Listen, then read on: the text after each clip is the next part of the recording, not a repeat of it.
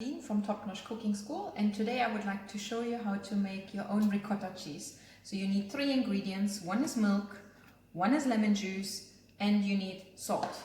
And you need a container where you can let it hang overnight. So first we need to measure out our milk. I'm going to take 1 liter and I'm going to bring that milk to the boil, or almost to the boil. And then I add my other ingredients.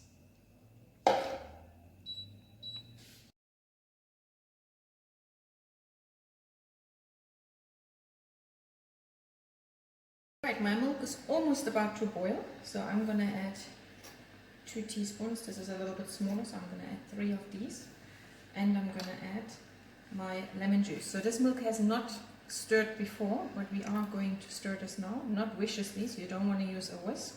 But you're going to use a slotted spoon or something where you can later on scoop it out.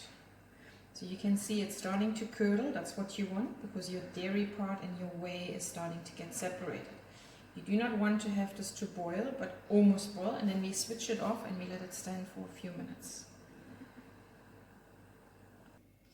Alright, now it has separated, and I can take with a spoon carefully the top layer off and scoop this gently in here. So it's better to do this very, very gently, because if you are too fast, it will just run right through. So you're separating the liquid from the hard part, and then I let it sometimes stand in between, and I fill my basket.